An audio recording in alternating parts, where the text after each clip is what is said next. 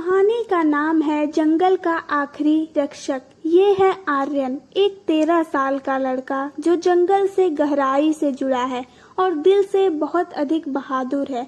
ये है जिया, एक बुद्धिमान हिरणी जो जंगल की रहस्यमयी सभी बातों को जानती है। और ये है बाजू, एक ताकतवर मगर नटखट भालू।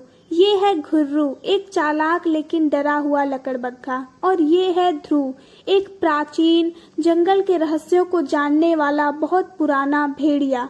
और ये है छाया राजा, एक अंधेरे का प्राणी जो जंगल को खत्म करना चाहता है। आर्यन अपने दादाजी के गांव आया रहता है। एक रात जब आर्यन सो रहा होता है तब उसके सपने में एक हिरण आता है और हिरण आर्यन से बोलता है, आर्यन, केवल तुम ही हमें बचा सकते हो, जंगल खत्म हो रहा है, हमें बचा लो। आर्यन अपने सपने को याद करता है और अगली सुबह वह जंगल की तरफ निकल जाता है, जहां उसकी मुलाकात जिया हिरणी से होती है। जिया बताती है कि जंगल की जीवनी शक्ति, जो कि एक नीला फल है, कोई छाया प्राणी चुरा ले गया है। अगर वह 7 दिनों में वापस नहीं आया तो पूरा जंगल सूख जाएगा। आर्यन और जिया तय करते हैं कि वह नीला फल लाएंगे और वे अपना सफर शुरू कर लेते हैं।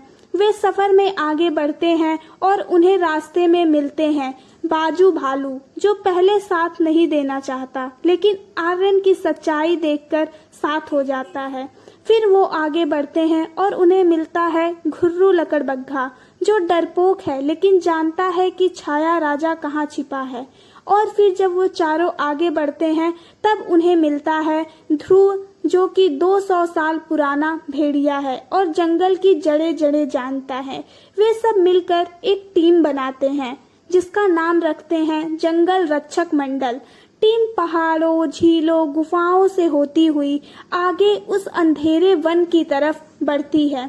उन्हें रास्ते में कई मुश्किलें, कई परेशानियों का सामना करना पड़ता है, लेकिन वो रुकते नहीं हैं और आखिरकार वो उस जगह पहुंची जाते हैं जहां वो जाना चाहते थे, अंधेरे जंगल में, जहां मिलता है छाया राजा।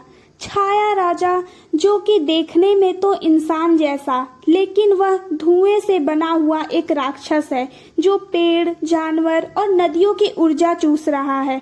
छाया राजा आर्यन को कहता है, इंसान ही जंगल का सबसे बड़ा दुश्मन है, तुम भी उन्हीं जैसे हो।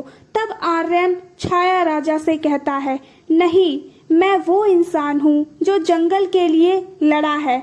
और फिर शुरू होता है छाया राजा और आर्यन के बीच लड़ाई, जिसमें आर्यन का साथ देते हैं उसके सभी दोस्त घुर्रू, जिया और ध्रुव, जो कि छाया राजा के ऊपर कूदने लगते हैं और उसे जख्मी कर देते हैं। इस मौके का फायदा उठाकर आर्यन जंगल की ओर भागता है और उसे नीला फल मिल जाता है। वह नीला फल लेकर झील की ओर भागता है, लेकिन उसे कोई भी झील दिखाई नहीं देती है। बहुत दूर भागने के बाद उसे एक नदी दिखाई देती है। वह पुल पर चढ़ता है और उस नीले फल को जैसे ही वह उस नदी में फेंकता है, नदी में फेंकते ही सारा जंगल फिर से पहले जैसा हरा भरा हो जाता है। आर्यन यह देखता ही रह जाता है और जैसे ही जंगल हरा होता है, पानी में वह फल जाता है, वैसे ही जंगल का जो दुष्ट छाया राजा होता है, उसकी शक्तियां धीरे धीरे खत्म होने लगती हैं